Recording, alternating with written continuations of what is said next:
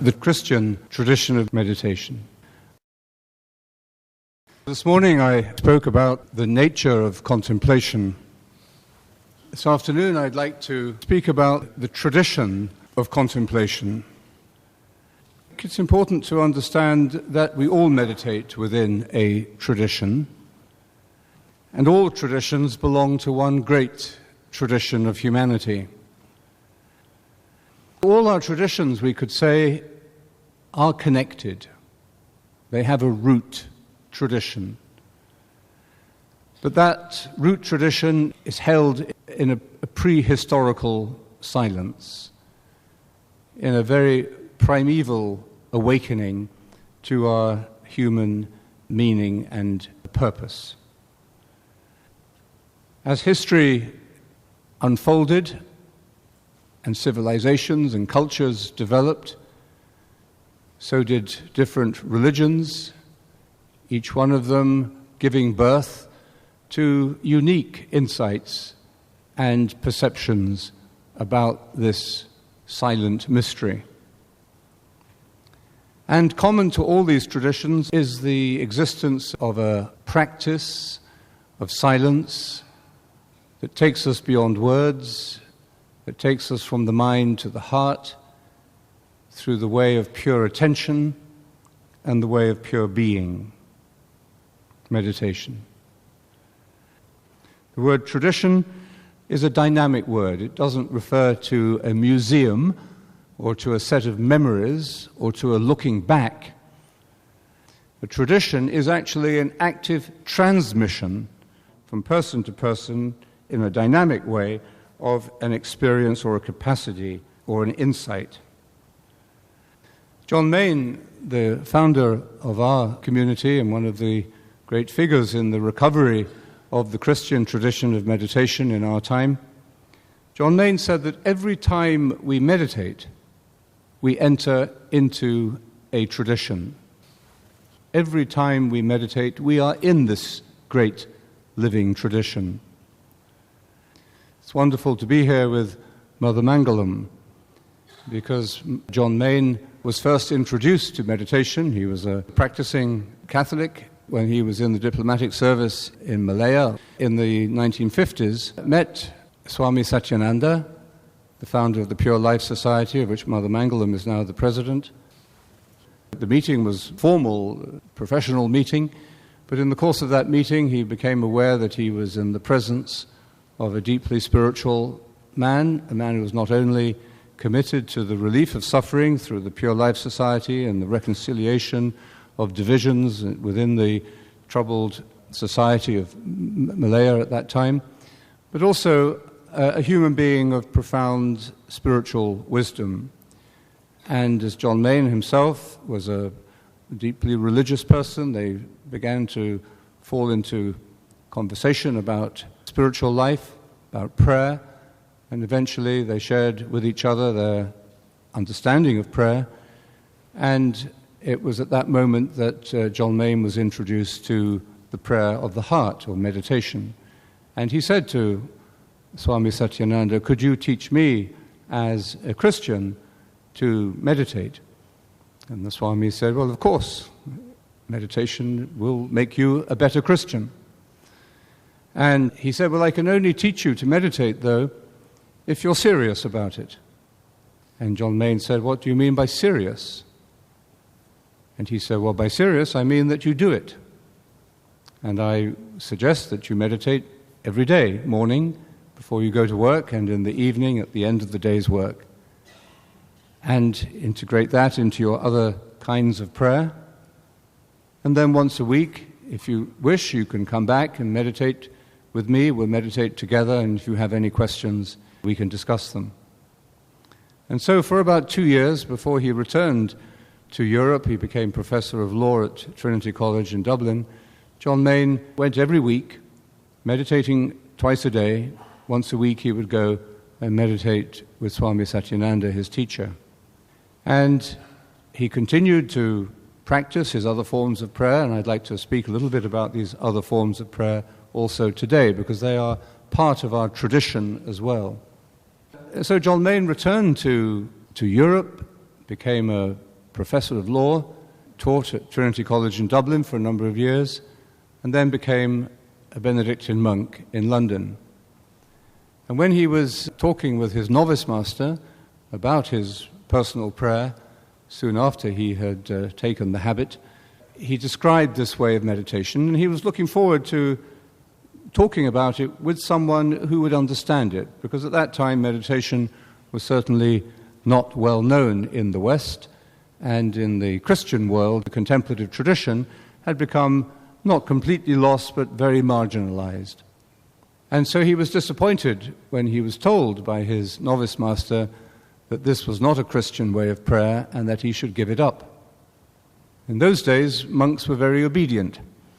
Although it was a very difficult decision for him to take, he gave up his practice of meditation.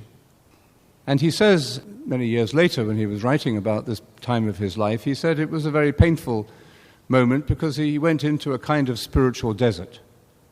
Although he was continuing to pray, of course, in other ways, at the divine office, the regular times of prayer, 7 times a day in which he prayed in the monastery, the celebration of the Eucharist, the reading of Scripture, other forms of prayer were enriching him and nourishing him.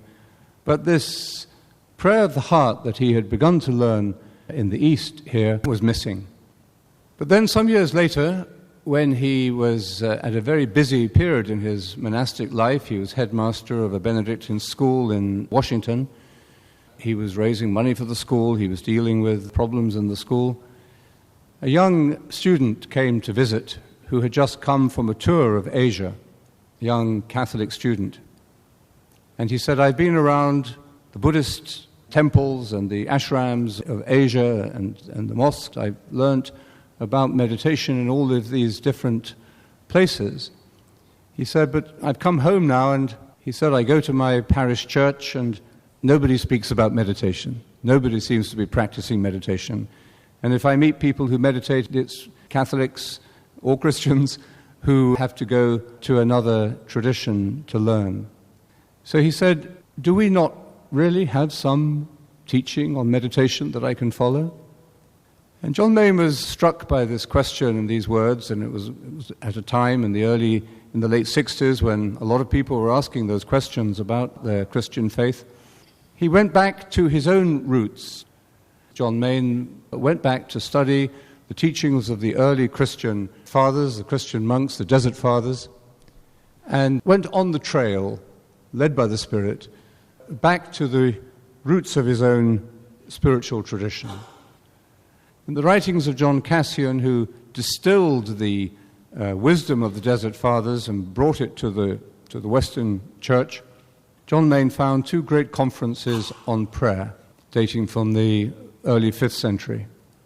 And in the 9th conference, Cassian speaks about the many forms of prayer in the Christian understanding.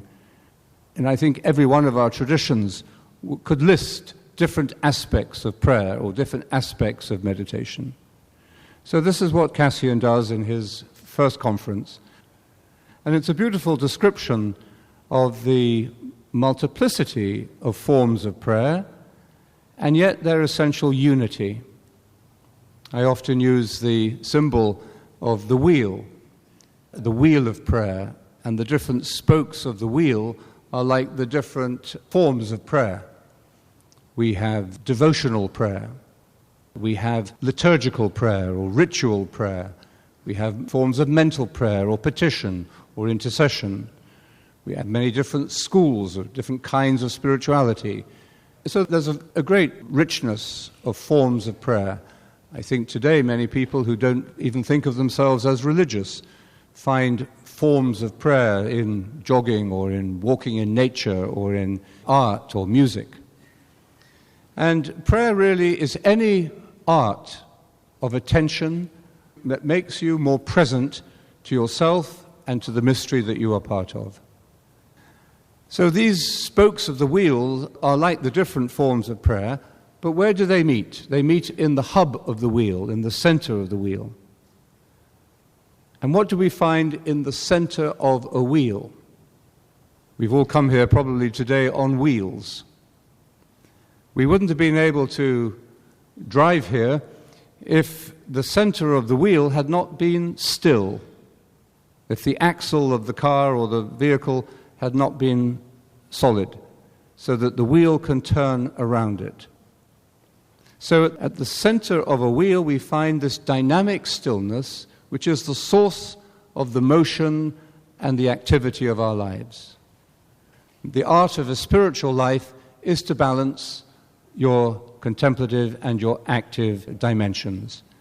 And one of the tragedies and one of the diseases of our modern culture is that we have lost this art of keeping the balance, of keeping the harmony between our contemplative and active dimensions.